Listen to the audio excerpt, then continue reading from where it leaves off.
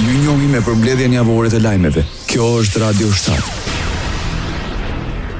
Ministria e Financave, Punës dhe Transfereve në Kosovë deklaron rritje nga 1 janari të pagës minimale në sektorin privat nga 350 euro bruto në 425 euro bruto. Sipas Ministrisë së Financave në Kosovë, zbatimi i vendimit për rritjen e pagës minimale do të vijojë edhe me një fazë të dytë. Më një korrik, paga minimale do të arrijë në 500 euro bruto. Kjo rritje përbën një masë të rëndësishme për rritjen e mirëqenies së punëtorëve dhe për afrimin e pagës minimale me kushtet aktuale të tregut të punës.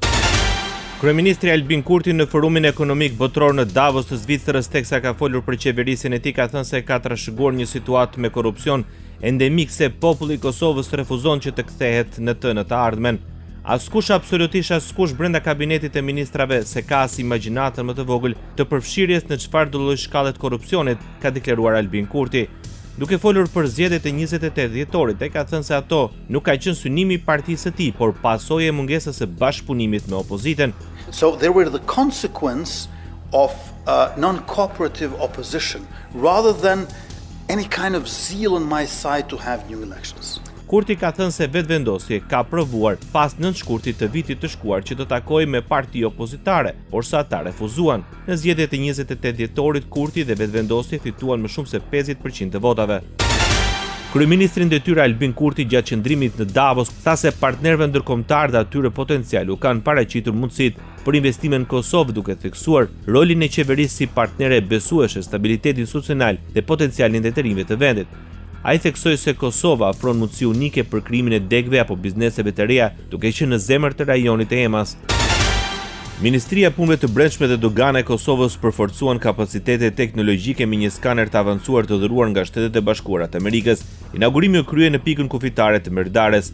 Ministri në detyrë, Xhelar Zveçla, dhe përfaqësuesi i ambasadës së SHBA-s, Anu Patripati, vlerësuan donacionin jo vetëm si një mjet që rrit sigurinë kufitare, por që forcon dhe partneritetin ndërmjet Kosovës dhe SHBA-s, duke lehtësuar tregtinë dhe duke ndihmuar në stabilitetin rajonal. Për Zveçlën, sigurimi i kufirit përbën një shtyllë themelore të sigurisë kombëtare.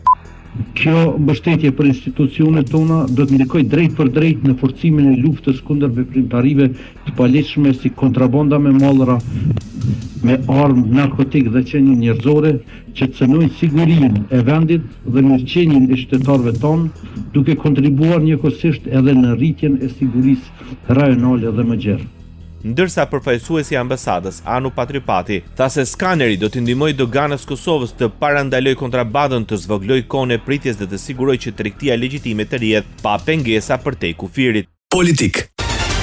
Komisioni Qendror i Zgjedhjeve vendos rinumërimin e të gjitha votave të zgjedhjeve të 28 dhjetorit në 28 komuna. Kryetari i Komisionit Qendror të Zgjedhjeve Kreshnik Radoniqi tha se procesi i rinumërimit të votave nxjerr në pa pasaktësitë theksuara në numërimin e votave të kandidatëve, ndërsa votat e subjekteve politike rezultojnë kryesisht të sakta. Sipas raportit, nga vend votimet e rinumëruara në qendrën e numërimit të rezultateve rezulton se pas rinumërimit në qendra janë zbritur nga rezultati 36.000 vota për kandidat, të cilat u ishin regjistruar atyre në qendrën komunale të numërimit. Këshilli për operacione zgjedhore propozoi që procesi zgjedhor të shkojë drejt një rinumërimi të plotë të votave pas parregullsive dhe mospërputhjeve të vënë re gjatë rinumërimit në disa vend votime. Sekretarja e Partisë Demokratike të Kosovës, Vlora Çetaku, pas vendimit të KQZ-s për të rinumëruar votat në 28 komuna, kërkoi rinumërim të plotë, hetim dhe përgjegjësi penale dhe politike. Kosova ka ndërtuar me shumë mund standardin e zgjedhjeve të lira të ndershme, prandaj çdo indikacion për cënim apo manipulim të votës është i patolerueshëm dhe kërkon reagim të menjëhershëm e të pakompromis institucional, deklaroi Vlora Çetaku. Sipas saj, demokracia ndërtohet mbi besim, transparencë dhe zbatim të ligjit. Aktualitet. Kosova kujton ndarjen nga jeta e tij presidentit Ibrahim Rugova. Krerët më të lartë të shtetit zhvilluan omazhin në nder të tij. Për presidentin Osmani, Rugova do të mbahet mend si politikani që bëri bashkë të gjithë popullin rreth kauzës për liri, pavarësi dhe demokraci. Presidenti Rugova e bëri bashkë gjithë popullin e Kosovës rreth kauzës për liri, pavarësi dhe demokraci. Kauzë kjo që është akoma e gjallë dhe është jetësuar për shkak të sakrificës së madhe të popullit ton, luftës tonë çlirimtare, dhe ndërtimit të aleancave me aleatët tonë strategjik brenda familjes euroatlantike, aleanca këto që i ndërtoi presidenti Rugova me një vizion të pashoq. Vizion ky i cili edhe sot mbetet dritë udhërrëfyese për gjithë të cilin prej nesh që e dojmë Kosovën akoma më të fortë. Lule mbi varin ish presidentit Ibrahim Rugova në 20 vjetorin e vdekjes së tij kanë vendosur dhe kryetarin detyri i kuvendit i shoqëruar nga deputetët e vetvendosjes alternativës dhe listës Guzo. Përbashkën Rugova ishte nga figurat më të shuara të kombit dhe i cili ka merit të jashtëzakonshme për ndërkombëtarizimin e çështjes shqiptare. Presidenti Rugova gjithashtu ka rol të rëndësishëm në procese të ndryshme, përfshija të Rambojes, në themelimin e institucioneve të pas luftës. Prandaj, presidenti Rugova mbetet një ndër figurat më të rëndësishme të historisë moderne të politikës dhe vendit tonë, i cili vën një kontribut të jashtëzakonshëm për lirinë dhe pavarësinë që gëzojmë ne sot. Ministri i Mbrojtjes i Kosovës Eyüp Maqedonsi vlerëson se Normandy Index 2025 e rëndit Kosovën të 13 në botë për nivelin më të ulët të kërcënimeve strategjike ndaj paqes dhe demokracisë dhe para në Ballkanin Perëndimor për siguri strategjike. Maqedonsi theksoi se Kosova pozicionohet në mesin e 10% të vendeve më të sigurta në botë, një vlerësim i rëndësishëm ndërkombëtar për stabilitetin, progresin dhe orientimin euroatlantik të vendit, shkruan ministri i Mbrojtjes i Kosovës Eyüp Maqedonsi. Antarët e Komitetit për Punë të Jashtme të Kongresit Amerikan miratuan projektligjin i cili do t'i kërkonte sekretarit amerikan të shtetit të përgatisë një raport gjithëpërfshirës lidhur me trajtimin e pakicave etnike në Shqipëri dhe posaçërisht të shqiptarëve etnik në luginën e Preshevës. I rise in support of my bill, the Preševo Valley Discrimination Assessment Act, which would bring much needed accountability and oversight to Serbia's treatment of its ethnic minorities. Excluding Russia's war against Ukraine, the Western Balkans remain the most unstable region in Europe. As chairman of the House Foreign Affairs Subcommittee on Europe, I led a hearing last month to promote balance in the Western Balkans.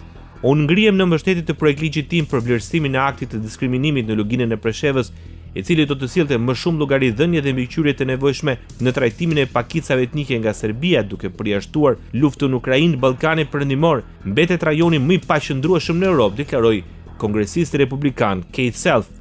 Me 43 vota pro, 3 kundër dhe asnjë abstenim, projektligji u miratua. Më pasaj do të raportohet në Komitetin për Punë të Jashtme i Dhomës së Përfaqësuesve dhe do dërgohet për votim gjithë Dhomës së Përfaqësuesve. Në fund, projektligji duhet të miratohet nga Senati dhe të nënshkruhet nga presidenti amerikan Donald Trump. Politikan shqiptar në Serbi përshëndetë vendimin e Komitetit për avancimin e projektligjit. Shaib Kamberi, përfaqësuesi i vetëm shqiptarëve në Kuvendin e Serbisë, shkroi në rrjetet sociale se ishte një betejë gjatë dhe e drejtë e kurorzuar me sukses. Shtetet e Bashkuara përkërkojnë përgjegjësi ligjore dhe politike nga Beogradi për diskriminimin sistematik të shqiptarëve në luginën e Preshevës. Kryetari i Preshevës, Ardita Sinani, e përshkroi vendimin e komitetit si mesazh i qartë për Beogradin. Kjo është ditë e rëndësishme për shqiptarët e luginës dhe sinjal se padrejtësia nuk është e përjetshme. Një betejë gjatë me durim, këmbgulje dhe besim, shkruan kryetari e komunës Preshevës. Ish komisioneri i Bashkimit Evropian Johannes Hahn deklaroi se nuk do të ketë asnjë lloj lëshimi në procesin e anëtarësimit në Bashkimin Evropian dhe se të gjitha vendet kandidate, përfshirë Serbinë, duhet të përmbushin plotësisht standardet të BE-s. Në intervistë, Hahn tha se anëtarësimi në BE është një vendim shumë serioz si për vendet kandidate ashtu dhe për vetë Unionin, duke theksuar se në rastin e Serbisë vazhdojnë të ekzistojnë shumë çështje të hapura. Ajo dhi poshtë idenë e pranimit të përshpejtuar të vendeve të Ballkanit Perëndimor në formë pakete, duke theksuar se procesi i zgjerimit është individual dhe bazohet në meritë dhe përmbushje konkrete të standardeve të Bashkimit Evropian. Ndoqët përmbledhjen javore të lajmeve. Kjo është Radio 7, zëri pozitiv i qytetit.